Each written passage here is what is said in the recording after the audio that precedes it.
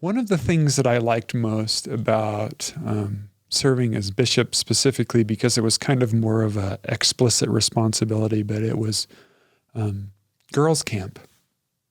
And their girls' camp was organized on a stake level. So it wasn't just the ward that would go and do girls' camp in the summer, but the whole stake would go at the same time. And we have a couple church-owned recreational properties close by, just up the canyon a ways, about 45 minutes. Girls' camp was really, I mean, of course, I have 4 daughters, right? And it's 1, 2, 3 are girls.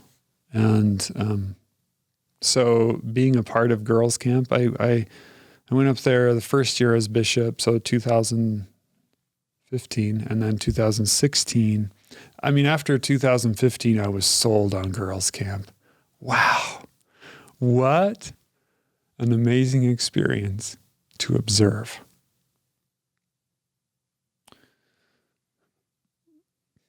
And really, why did I need to be there?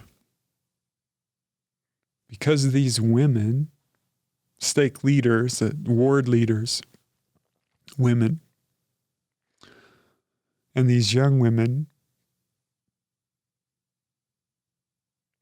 were capable of doing everything that was needed there. And I know that part of the idea is that to have men who hold the priesthood there in case someone needs a blessing or a priesthood blessing, or also with the idea of protection. It was a church-owned camp, and there were full-time missionaries that were assigned to be there. I'm not sure that necessarily protection is really a valid I think you realized need. that in your Feminist Awakening. Yeah, for sure. But yeah, why did I need to be there? It was just amazing to sit back and watch. To hear the music of these young women. And their kindness and their talent and their capability. I just loved it. I loved it. The highlights is really, the highlights of every summer was girls' camp for me.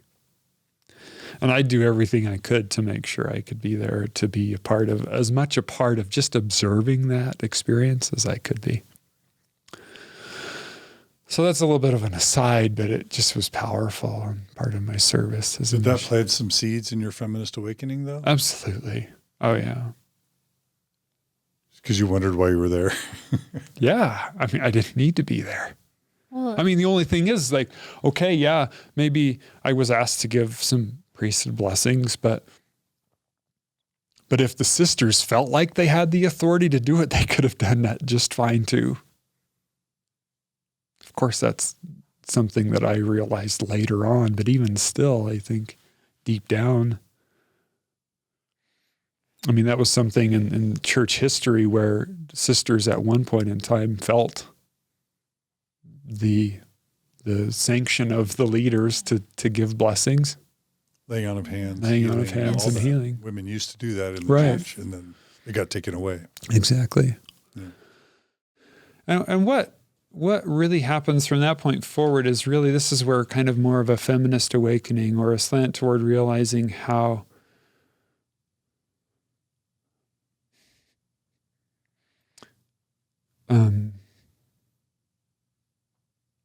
maybe the system is unjust toward women.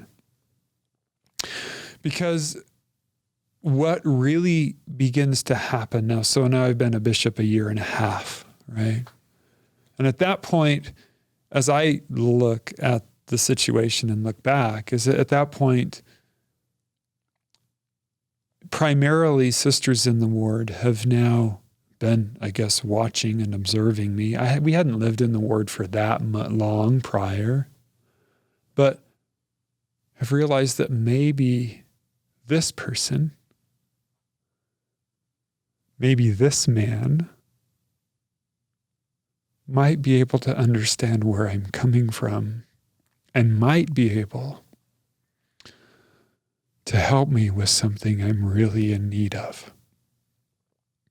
And that's, I think, primarily maybe what became a focus, if you want to say that. It just, not because it was something that was intended, not because it was something that I was seeking to do, but because I realized it was a need that people, particularly sisters, had.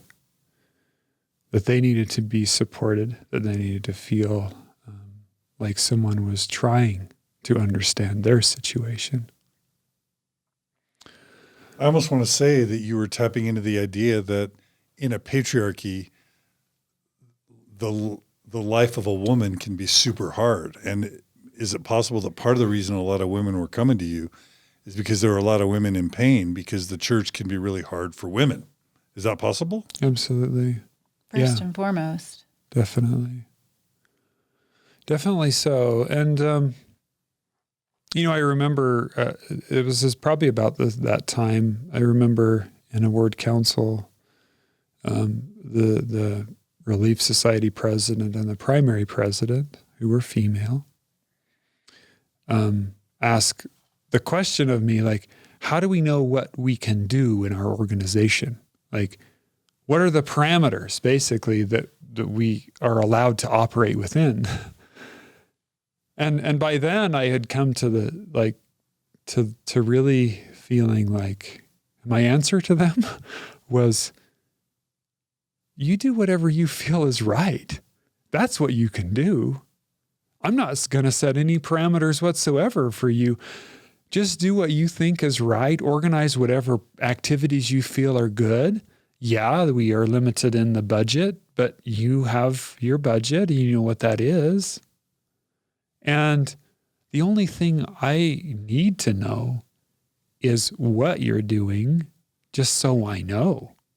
Just so I know when the activity is, or so I can announce it, or so you are your authority for your organization. Just let me know what you're doing.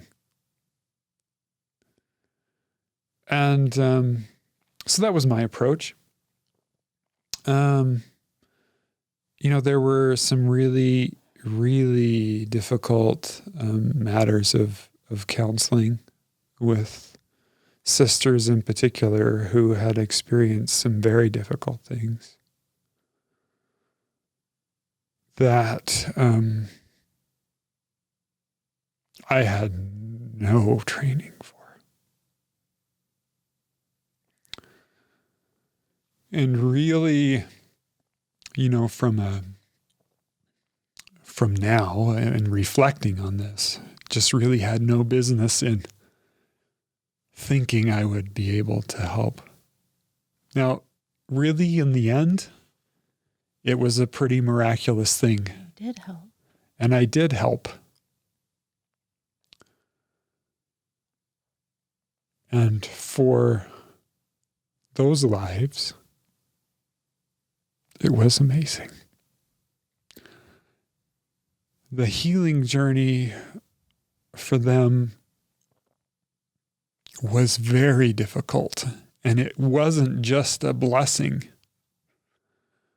A one-time laying on of hands and declaring that healing had taken place. But it was long and arduous work, especially for them, but for me as well. And really, in reflection, I had no business even trying. I did it because I felt like it was the right thing to do for them. I know for myself that I experienced really an attack on my masculinity and my comfort of being a man because of issues that came to me while I was serving as a bishop. And I would presume I've never been to graduate school to become a counselor or a psychologist. But I would presume in the courses, in the coursework, would be a course that would help a counselor in setting boundaries and in self-care.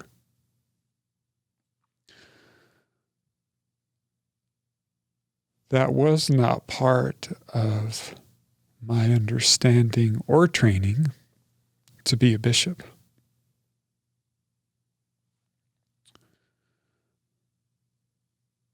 And